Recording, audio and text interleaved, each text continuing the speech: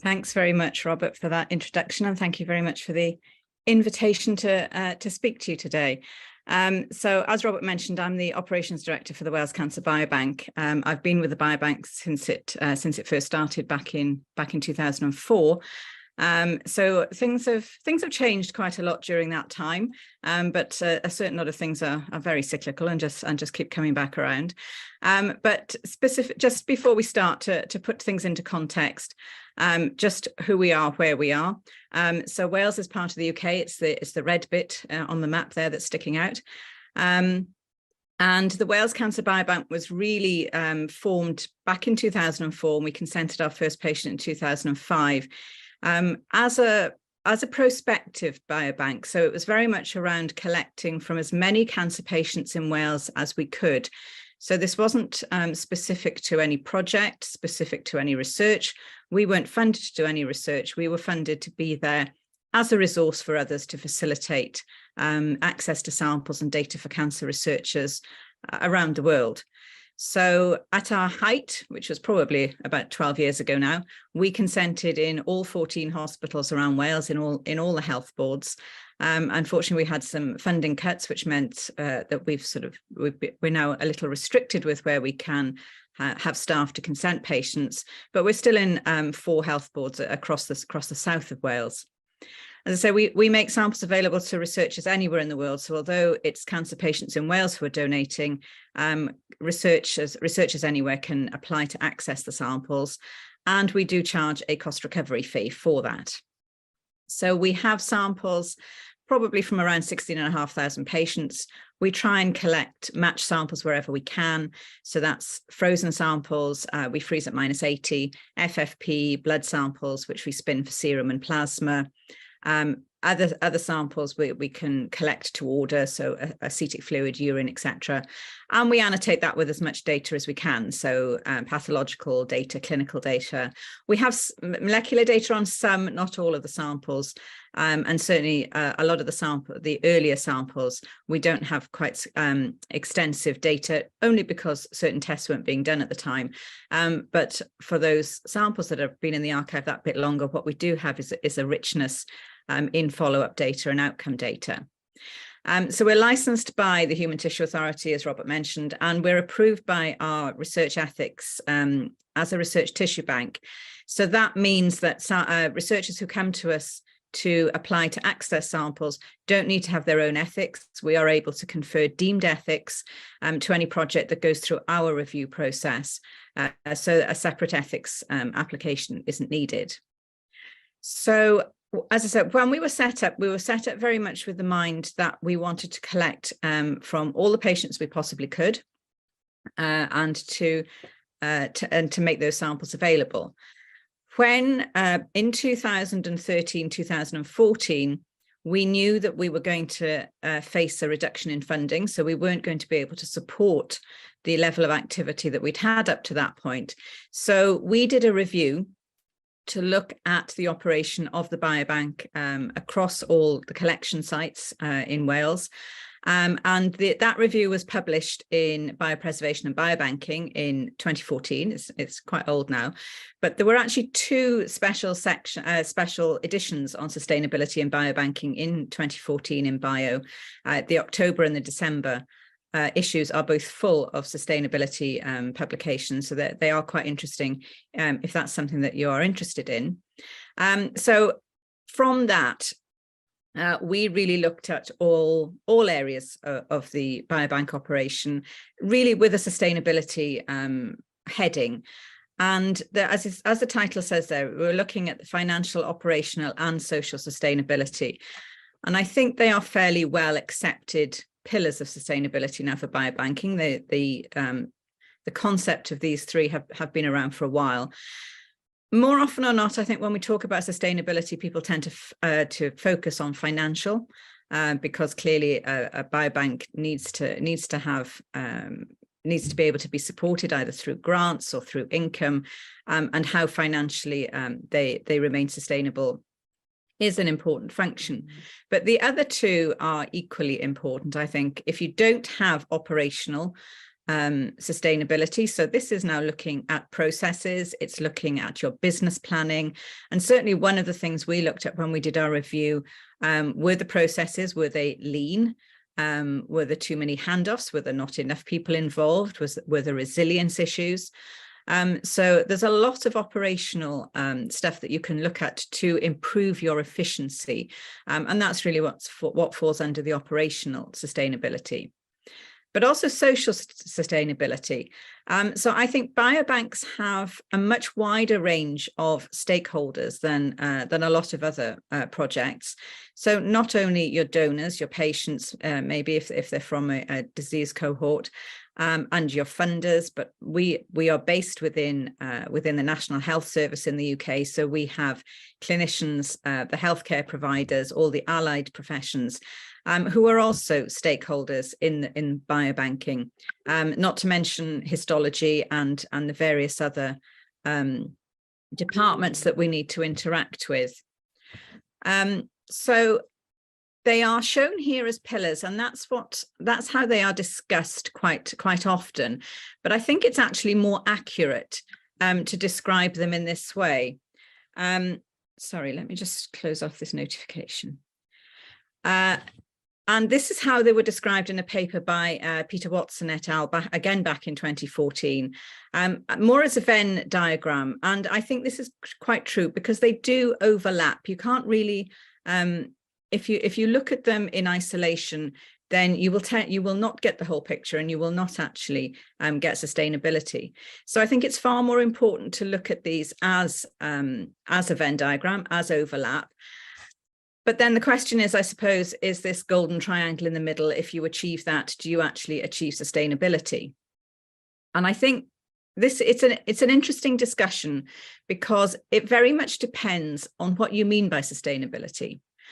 I think it can mean different things to different people, to different biobanks. It may well depend on how the biobank was set up, what its remit was. How is it supported by its institution? Are the grants that support it? Is the biobank able to give samples out to external researchers, or only for internal researchers? So there are a lot of different things that come into play to describe what sustainability means. And so it begs the question then, well, when we're talking about biobanking, is there one way to do this that's better than others? So as I described earlier, we were set up as a prospective biobank, not with any particular projects in mind. We don't collect, we do collect to order, but not exclusively to order. So we collect samples from patients and we bank them for projects that are as yet unknown. So it's for future use. As I said, we do have collections that we do to order. So typically those will be fresh collections. So tissue that needs to go straight out to the researcher, or samples that we maybe don't routinely collect. So the acetic fluid collection, we don't routinely bank that, but we do collect that specifically for a researcher. So there's a lot of discussion around this, and a lot of people will tell you that for a biobank to be financially sustainable, then maybe they only should collect to order. And I quite take the point that, is there a point in collecting samples you never know they're going to be used, or do you only want to collect those that you know are going straight out of the door? So we've purposely built an archive over the last, whatever it is, 15, 16 years. So we started to look back in 2018 as to whether this was the right thing to do. Should we be doing this, or should we only concentrate on those projects that come to us for samples? So we did another review, and we looked back from when we started collecting samples. But the data that we keep updating looks over the last 3-year period, and the donations that have been used in projects over the last 3 years, nearly 2/3 of them have been from the archive. So that means that 2/3 of projects that we supplied with samples wouldn't actually have been possible if we didn't have that archive. And even though it's 2/3 of projects, it's nearly 90% of samples that went out of the door. So most of the projects that come to us looking for samples are actually using samples from the archive. So that sort of gives us the confidence that we are doing the right thing. And it may well be that it's not very black and white. It's not you do one thing or the other, but it's somewhere along that continuum. You know, should you somehow be doing both of these things? And when we looked at the data from the beginning, we came up with this lovely Sankey diagram. And to try and explain what it is, what it's looking at is on the left-hand side, you've got the years in which donors were consented. And the lines show the first year the year in which the first sample from a given donation was used.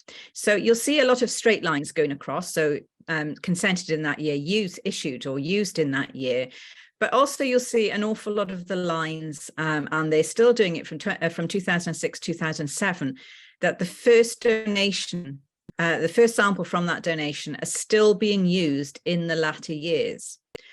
So we think that does really demonstrate the value of having these samples ready to use. If you have a project come to you and say they want 2,000 serum samples, we may well have those in the biobank, whereas to start from scratch collecting those 2,000 serum samples will take quite a while.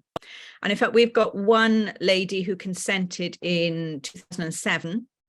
The last sample from her was used in 2018.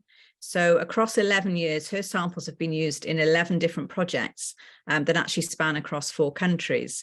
So, I mean, she unfortunately died in 2012, but I think her legacy is very impactful, that her samples are still being used years after her death in various projects. So moving on to cost recovery, there are a lot of considerations that you need when you are thinking about cost recovery. And cost recovery, I think, should be an important part of a biobank's business plan. And I know a lot of academic biobanks maybe don't like the concept of having a business plan. It sounds a little too commercial, but whether you call it a business plan, whether you call it a strategic plan, I think it comes down to the same thing, that you are thinking about all areas of operation, that you're thinking about how to make the best use of the resource and how to continue that use. So it comes back to the sustainability piece. But also these considerations will again vary depending on your setup. You know, if you get a lot of support from your institution and your institution doesn't expect costs to be recovered to come back to augment that, then you're in a very different place than a biobank that is being expected to recover 100% of its costs. And you will find there are so many different cost recovery models out there. I think there was a meeting, it was a long time ago now. In fact, I think, Robert, you may have been at it as well. It was when the Marble Arch Group very first started. And there were 12 or 14 biobanks from around the world in that room.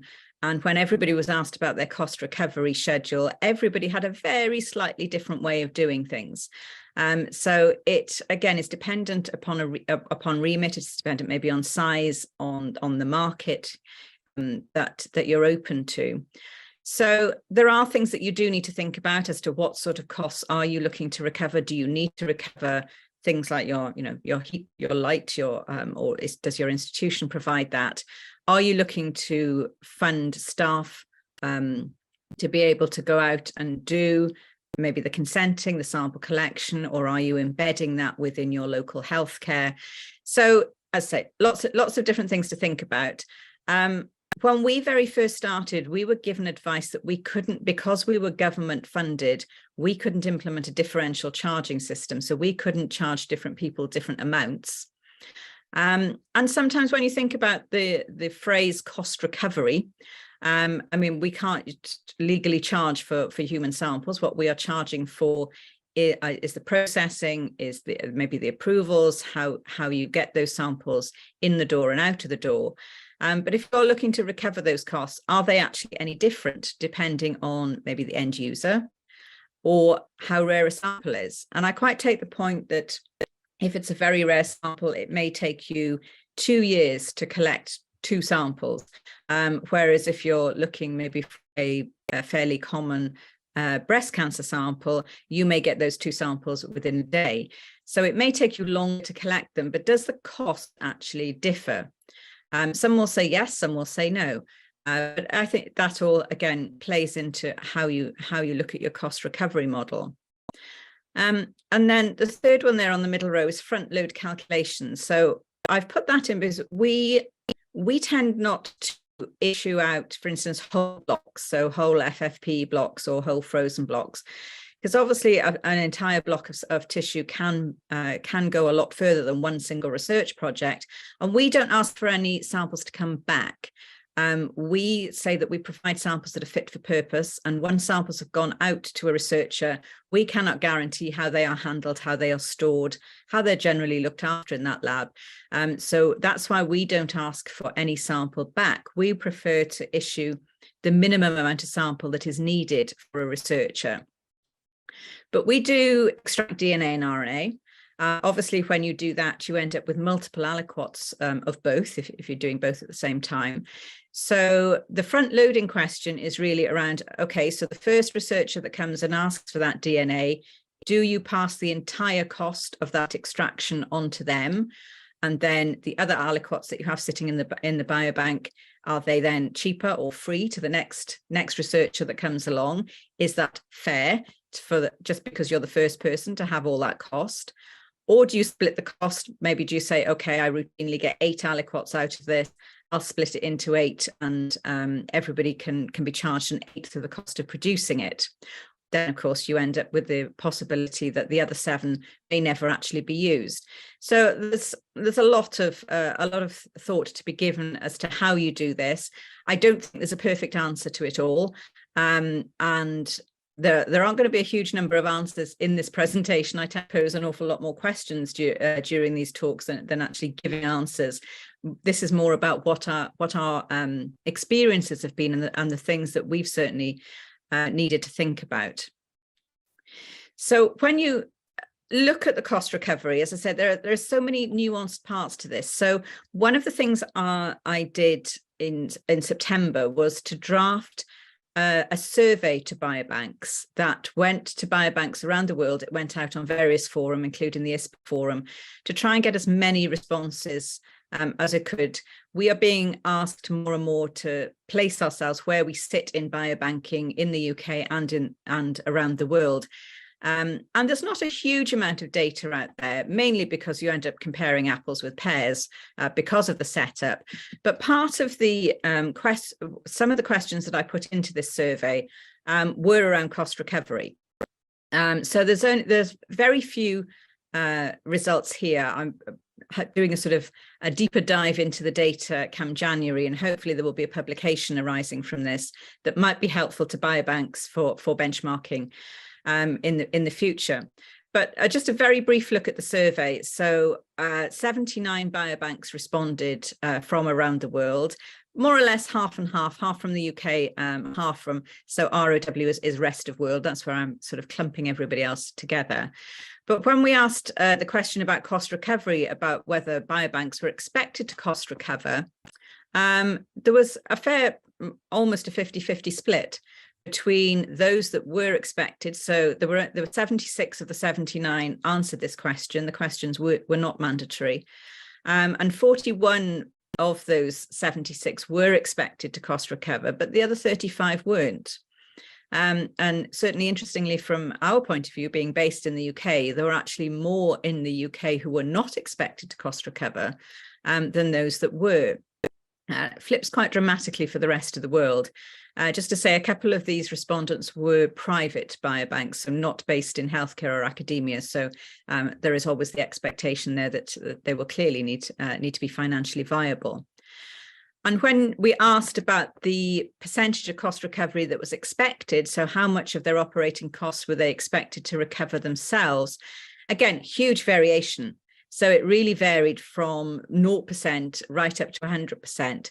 So it was the commercial biobanks will sit within that 100%, but they weren't exclusively commercial biobanks within the 90 to 100. There was nobody in the sort of 71 to 90, which is why that's missing across the bottom. But again, it just goes to show the enormous variation in expectations. So it's not as if funders or institutions are saying to biobanks universally, you've got to recover half of your costs in order to remain viable. So it's very interesting data. So I'm going to go into it in a lot more detail, looking at how that splits by the remit of the biobank, but that should be coming soon. But this is very much sort of a toe in the water of those results. I have followed this up with a few other questions, specifically to biobanks in the UK, because again, our funder is asking for that sort of information. The other question that was asked in there was, okay, if you generate income, can you use it as you wish, when you wish? So we are based within an academic institution.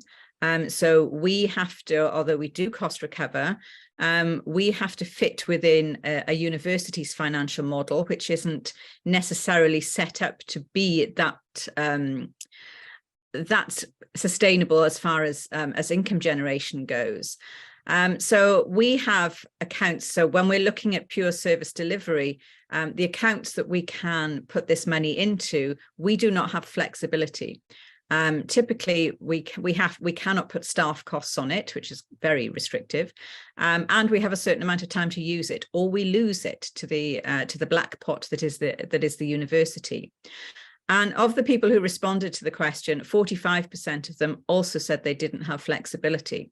So typically, a lot of them will have a year to use that income, and then their accounts will be zeroed. So it does beg the question: is if you're having to work within those constraints, is sustainability actually achievable? And there are other things that you can look at, as far as do you look at spinning out commercial arms of entities, and that has some ethical questions attached to it, especially if you are collecting from the health service, from patients. So yes, it does beg the question: how is it achievable? And please don't hold your breath. I'm not going to give you the answer on the next page, because I have no idea how it's achievable. But I do think what biobanks do have to do is be very aware of how samples are used, where samples are used, know your local market. So there are some bigger biobanks out there based in very research intensive institutions who will probably only just be able to support their own local researchers because demand is so great locally. If you don't have that degree of intensity locally, then you do need to look at the wider market. You need to know your national and international market. And partly that's about visibility. So we are on platforms such as the Biosample Hub and others, so that people know that we're out there and come and find us. Because of the way we were set up very much to be a service provider to facilitate samples, we are now looking at how do we shift, maybe not necessarily completely away from being that service provider, but more around collaboration, so that we can work with researchers. And we are trying to work with researchers earlier on in their grants. They're very good at coming to us once they've got their grant, and then saying, oh, we need these samples, but we've actually not written any cost to our grant for this. So we're trying to get involved, or trying to persuade the researchers to get us involved at a much earlier stage, so that we can be included on those grants, so that we can get some staff time on those grants, and be able to act more in a collaboration, from a collaboration point of view. And also diversification. I think Phil mentioned in his talk earlier on things like hosting samples, and we certainly do that. We host samples for clinical trials around the UK. We have imaging facilities that people are able to use.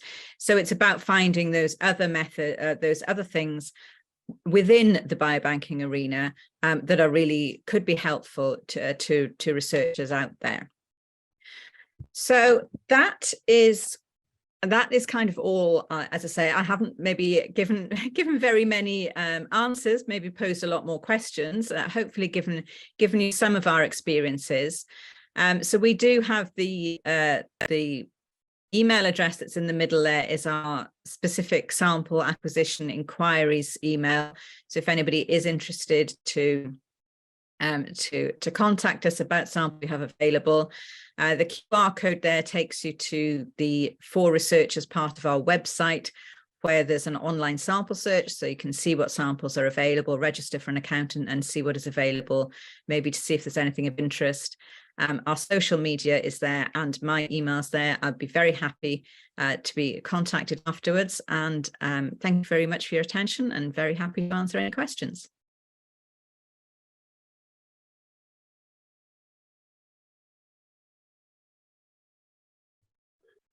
Yeah, thank you very much, Alison. That was really interesting, and particularly interested to hear your evidence of the importance of having a retrospective collection, and I think it provides a good reply to the common statement that a good biobank is an empty biobank. You know, there is some value in having stored samples, so that's brilliant. Can I ask the audience, if you have questions, can you put them in the Q&A? And we're going to have a panel discussion at the end of this session, so there'll be an opportunity to ask all the speakers your questions at the end, if they're not answered, or if we don't ask them after each individual talk. So I'm just looking at the Q&A at the moment.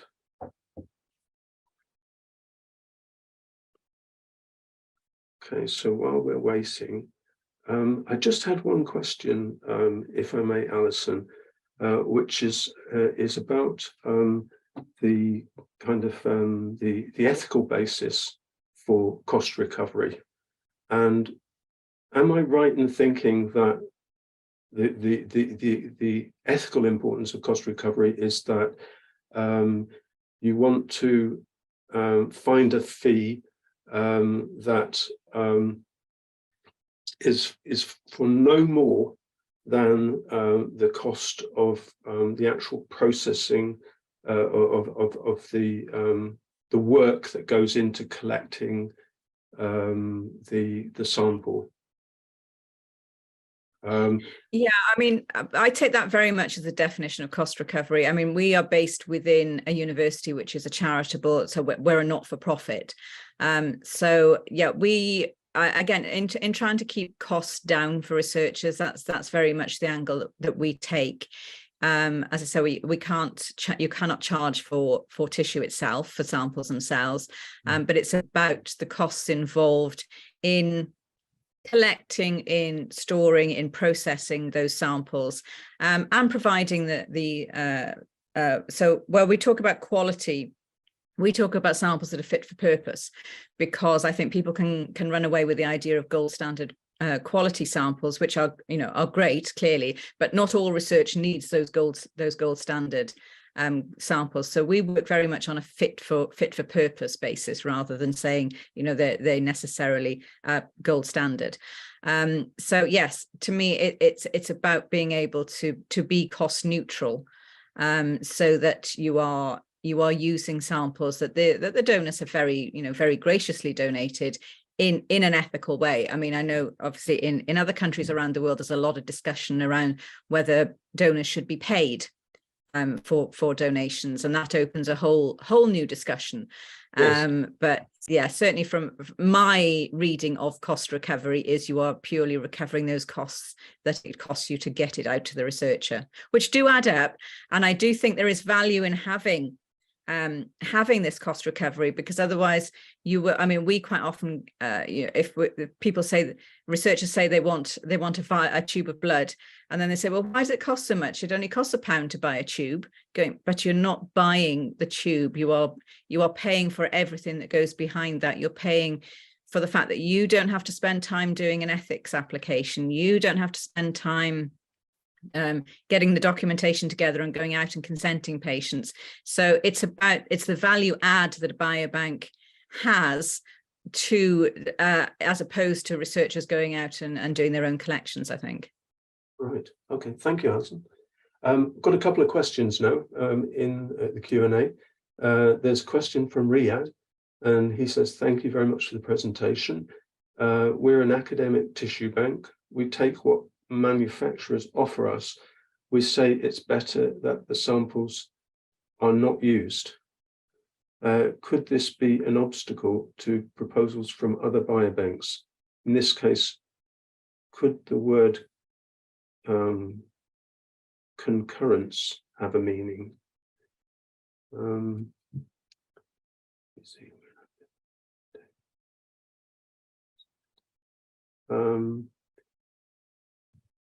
Riyadh, can you explain a bit more? I can make you live, I think. Yes, I'm not sure I quite understand that. Riyadh, you should be able to answer live if your microphone is. Oh, okay. Maybe Riyadh is joining us. Yes, you are hear me, Robert? Yes, I can. We can hear you. So my question: we are academic tissue bank. So the financial is from the hospital. So about recovery of the storage of the samples is we use the financial for the hospital. If we have a proposition about industrial pharmaceutical who those want to use our samples, we have not the idea of the recovery of the samples, so we accept between 25 euros or 50 euros by sample. As this is maybe is it the how can this the obstacle of other biobanks, those the preparation, the storage cost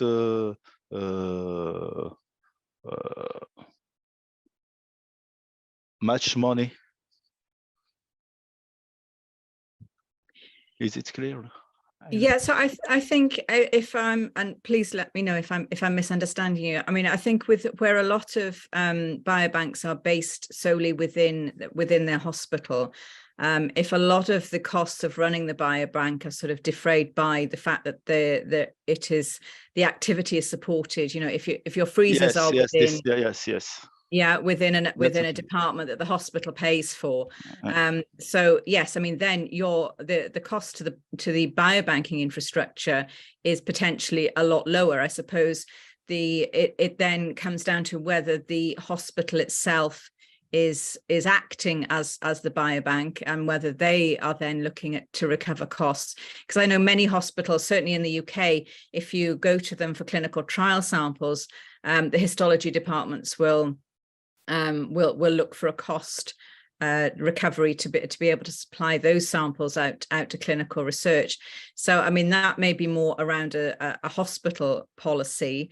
I mean, certainly if there's biobank activity within that, I would suggest that does need to be looked at and costed in. You know, how much if you're doing a certain level of activity around this, you know, how much of your time is being taken up by that. So it's really difficult because it's not a straightforward calculation. You know, it's not that we can give you a formula to say this is how you sort out your cost recovery, because it depends so much on how well maybe biobanks are integrated into other infrastructures. Okay, thank you. Okay, great. Thank you for that question, Ria. We have a question from Esther Tuboli, and she says, hello there, I wonder if it is ethically preferable or not really necessary to inform the donors about the cost recovery strategies of the biobank. What's your take on this? Yeah, so we, I think it was in the last 2 iterations of our patient information sheet, we have a line in there that says we, so that the donors are aware that we charge a fee to researchers to recover costs. So it's a single line. We don't go into huge detail, but we do actually have that. And it was one of the, I believe it's one of the requirements of our Human Tissue Authority now, is to let donors know that the biobank will be recovering costs when they make samples available to researchers. Okay. Thank you, Esther. Esther says, very useful, thank you. Okay, so that's all the questions we have for now. So I'm sure we'll have many more questions when it comes to the panel discussion. So thank you very much, Alison. It was great. Okay, thank you.